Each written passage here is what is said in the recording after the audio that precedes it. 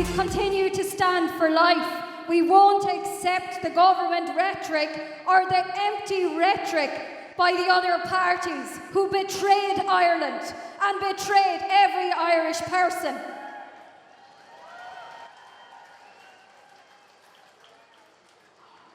During the long debates in which there were many character assassinations on pro-life politicians, I said that I was proud to be pro-life, and that's still my view.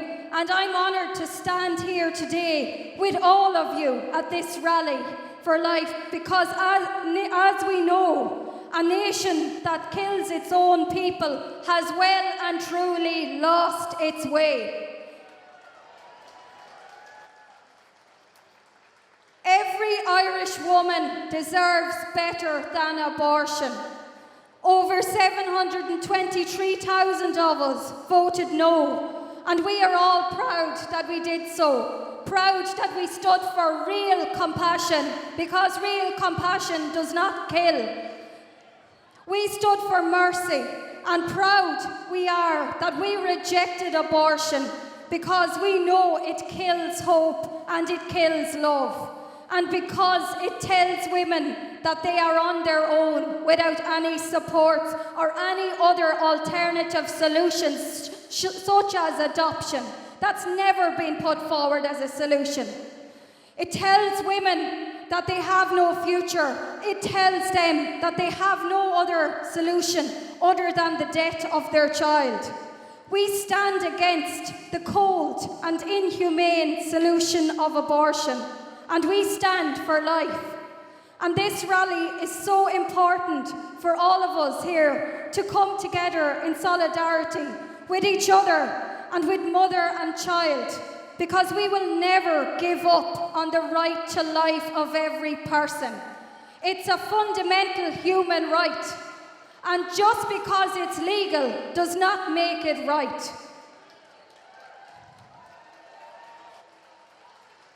We need to realise that something is broken in our political system. Our politicians in there are populist, and they do not represent the views of many of us here today, nor do they want to.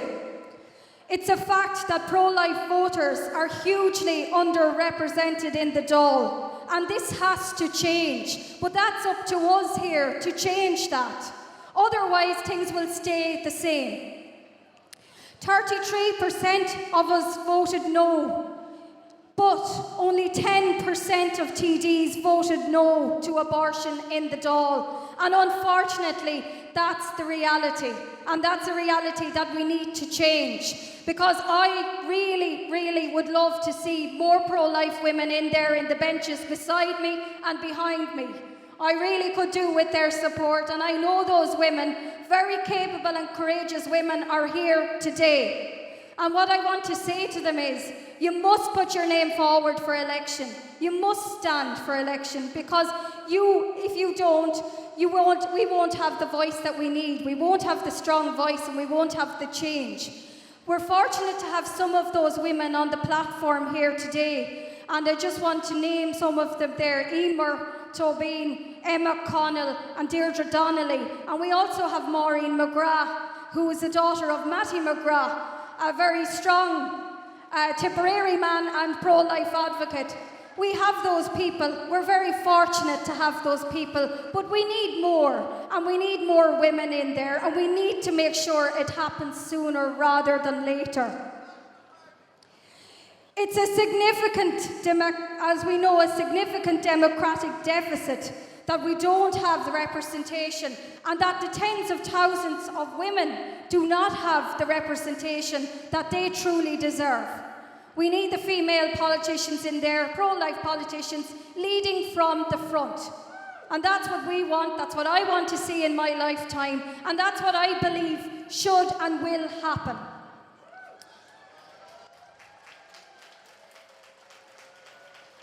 We cannot continue to tolerate our situation where our taxes pay for abortion, while we have thousands of children on waiting lists for scoliosis. And your politicians are voting in favour of abortion on demand. They may come to the door and tell you, oh sure, I'm pro-life, but my party did a different thing, but that's not good enough. They're in the party, and they could easily leave. They could easily leave. I left, and I'm very glad I did leave. These politicians voted in favour of late-term abortions, and they voted against pain relief. And as we know, they're basic human rights. And how could any individual, a father or a mother, vote against pain relief? It's beyond me. So the crux of it is that we need more pro-life politicians, now more than ever. And again, I'm going to make that call and make sure that we support our pro-life women and that we give them every assistance and help that they need, because they're courageous to put themselves forward. I know many of them, as I say, and I wish them the very best of luck going forward, and I do hope to see them in the Dáil.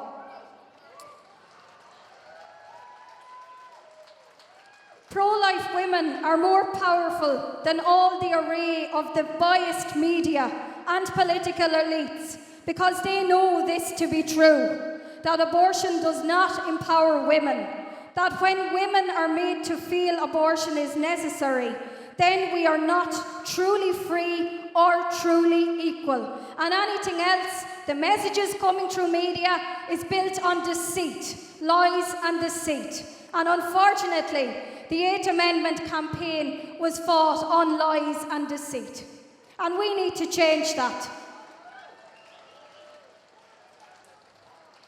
I know that there are so many of you, particularly women, who care deeply about this country, who care deeply about our values, our Catholic values, the values in the 1916 proclamation, which states to cherish our children equally. We must protect the most vulnerable, and we have to do that by initiating change. And you coming here today have already started that process. You've already stated your commitment, but we have to keep that going, and we have to make sure that we increase our numbers. And I believe we can do that. I believe that we are already a force to be reckoned with.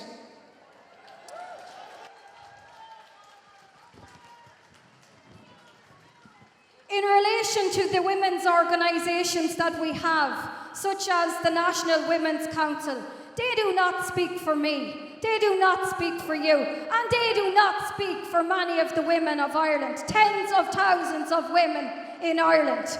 And while they have infiltrated many organisations in our communities and in rural Ireland, they will never speak for us.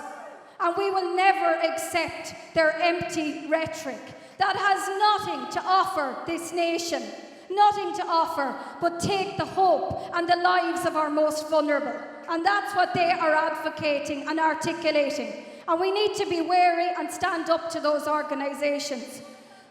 Pro-life women can achieve their potential by becoming a powerful force in politics.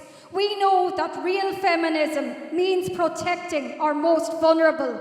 And we've had enough of feminism being hijacked by those who think that they have a right to tell every woman on this island what to think and how to act. Well, they won't tell me how to think and how to act. And they won't tell our women up here or the women down there how to think or how to act. And as I say, I'm delighted to be joined by many of those women, many of them in your own constituencies. Please get out and support them. Real feminism seeks progressive answers for women, not the backward solution of abortion. And we're saying here today to pro-life women, please get involved. Put yourself forward. As I've already said, I want to end on that note. Please put yourself forward. Take courage. The truth will always win out. And while things can be difficult at the start, we have great support. There is great morale, and there is an appetite to change things and ensure that our Constitution goes back to protecting the lives of the most vulnerable in our society. So let us go forward from today and build a better culture together. We can do it. Let's Lanarai ag trid our son na baha, our son baha on Linov Savroin. Garamila ma agiv.